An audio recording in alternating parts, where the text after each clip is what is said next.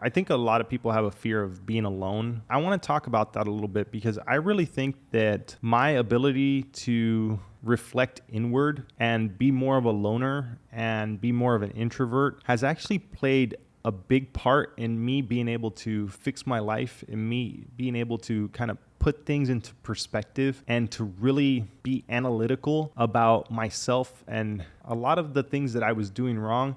And a lot of the time that I spent alone was actually in a way therapeutic and in a way very valuable for me. I know that we live in a day and age now where more and more people are probably feeling lonely and feeling isolated. And I think some of my best times were when I was alone and isolated. And I know that sounds weird. It sounds not normal. Maybe my personality type allows for that. Maybe because I grew up and I was an only child and my mom wasn't really around. I didn't realize I was latchkey until I look back now and realize that I was totally latchkey. Me being able to be by myself for long periods of time is almost like a superpower. And I think that more people need to look at it that way rather than looking at it as this bad thing, rather than looking at it as like, you know, you're a hermit, you're an introvert, you're a loner, you're a weirdo because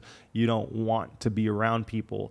And I made a video a while back talking about like being an introvert and how that feels and how I kind of liked it and I preferred it. I feel that it has impacted my relationships a little bit. I know that my wife struggles now with me being the way that I am with my personality of like just not wanting to go out and not wanting to do things. So I understand that there's a bit of unhealthiness to it or not being the best thing for you.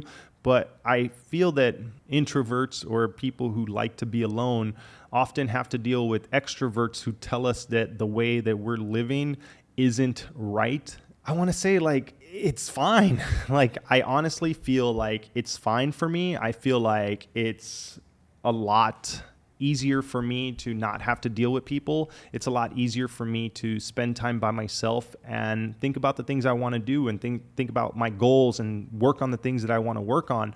And I say that I think some of the best times that I had for myself were when I was able to spend long periods of time by myself. And I do believe that now. Like, I believe that I work better alone. I believe that I am able to focus more when I'm by myself. I believe that I am able to be more creative when I'm alone.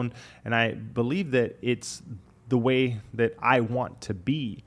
And I wanted to make this video because I feel that we should stop shaming people for wanting to be by themselves. And I also wanted to make this video to say that it's okay. It's okay if you are like me, if you're an introvert, if you're a loner, and if you're someone who doesn't want to put themselves out there. At the same time, I want to play devil's advocate and talk about like, there is value in having friendships and there is value in networking and there is value in making relationships with people who, you know, could be life partners, who could be business partners, who could just be friends.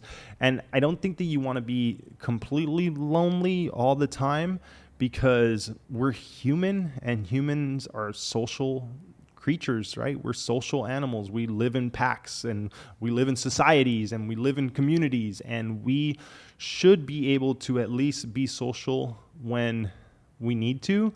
And we should also recognize that it's okay to have to be social sometimes, but it's also okay to be an introvert and lean into your personalities, right? Like, many people who are introverts are able to kind of focus on things on their own time and do the things that they want to do because they don't have to be reliant on other people, and they're able to work alone, as where extroverts or people with more outgoing personalities who need to be around people need people in order for them to be creative. They need groups in order for them to be able to work.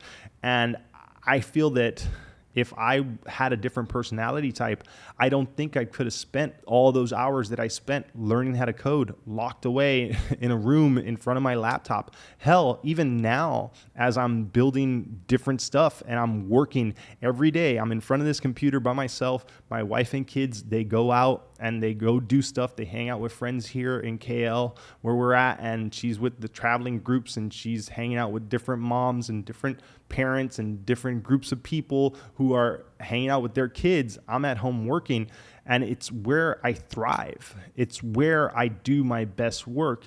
It is my favorite place to be, is to be alone. And don't get me wrong, I love spending time with my kids. I love spending time with my wife. I love that aspect of having a family, but I feel fine when I'm by myself. I'm also not someone who has a large circle of friends.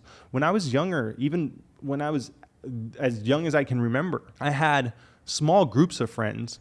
And at one point, my friend group got too big. I would kind of try to stay away from my friends. I know many people right now that would tell you how I was when I was younger, and I was always locked away in my house, in front of my TV, or on a video game, even when I was like 14 and 15 years old.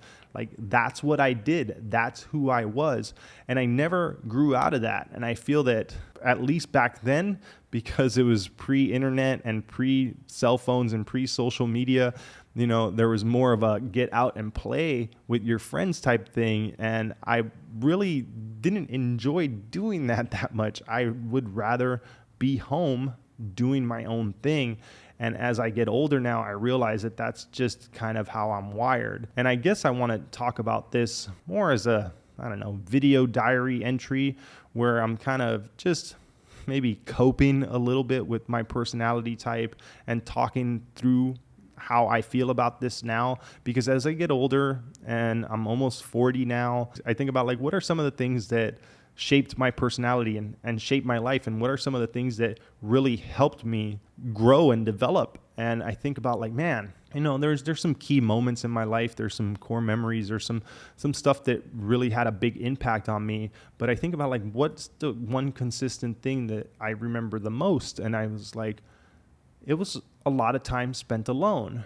But at the same time, like, I was okay being alone. If you're someone who's not okay being alone, then don't be alone and try to make friends. It's a skill. I know for a fact that you can work on that and get better at meeting people, get more comfortable with talking with people. And if you do feel lonely and feel like you've got no one, then go out and do that. But like me, my wife tries to make me friends. She tries to like be like, you need a buddy, you need someone to hang out with. And I'm like, please, no, I'm good. I really, really would rather just not do that. And I'd rather spend more time by myself. Like, if you gave me the option between going to the gym by myself or going with a workout partner, I would choose to go by myself.